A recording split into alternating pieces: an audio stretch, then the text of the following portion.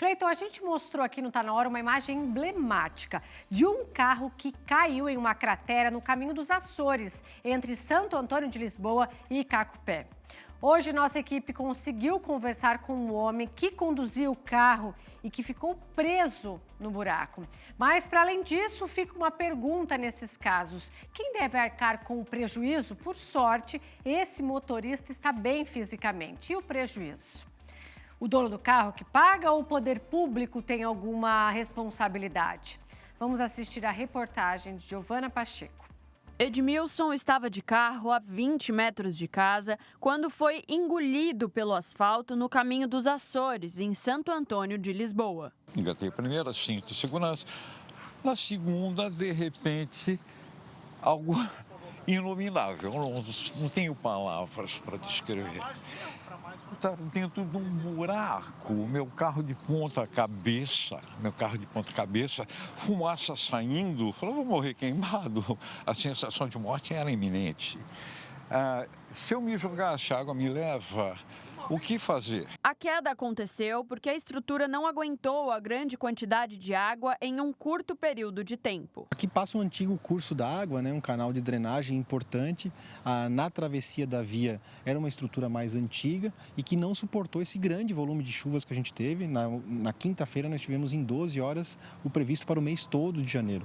Então foi um grande volume em pouco tempo. Isso ocasionou esse dano bastante severo, não só aqui, como em outras regiões da cidade. Além do prejuízo financeiro do carro, Edmilson tem sofrido com as dores e com o trauma do acidente. A hora que você começa a reviver a posteriori, quando vem aqui, aí que o trauma se instala e eu não tenho conseguido nem dormir. Eu tenho tido pesadelos porque foi a primeira vez que eu me deparei com a sensação de morte. Até então, não.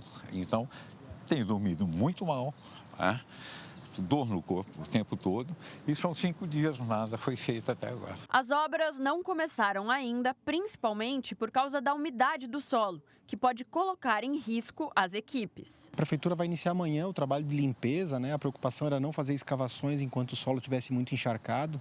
Então a ideia é que amanhã inicie esse trabalho de retirada dos materiais que ficaram aqui no canal de drenagem, para que a gente possa manter a condição no caso de uma nova chuva e daí sim trabalhar então numa reconstrução da galeria, garantindo daí que a gente possa reconectar os dois lados aqui da Caminho dos Açores. É uma imagem bem impactante mesmo, mas que a gente vai estar rapidamente buscando solução. Em casos como esse, em que se teve prejuízo material causado pelas fortes chuvas, surge a dúvida sobre quem deve arcar com os custos. As pessoas que sofreram danos em seus veículos nas vias públicas devem entender que o Estado tem sim responsabilidade, seja União, Estado, município, por todos os danos que eventualmente as pessoas suportem quando estiverem trafegando nas vias públicas. É dever do Estado manter essas estradas. A omissão, portanto, gera o dever de indenizar. Aqueles que sofreram danos podem acionar o município em que aquele dano ocorreu, em sendo aquela via de responsabilidade do respectivo município. Se aquele dano foi suportado em uma rodovia que é de responsabilidade do Estado de Santa Catarina, deve acionar o Estado de Santa Catarina. E assim, consequentemente, também a União. Se for numa rodovia federal, deve acionar a União. Aquelas pessoas que sofreram esses danos, em primeiro lugar, podem buscar uma espécie de resolução de forma conciliação, tentar fazer um pedido administrativo para o órgão público e aguardar aí os seus 30 dias, por exemplo. Certamente não haverá composição, mas é um primeiro passo. E não havendo composição, e não havendo acordo, e não sendo viável a restituição, aí sim deve buscar o Poder Judiciário ingressar com ação judicial para buscar a condenação do Poder Público a indenizar todos os danos que sofreu.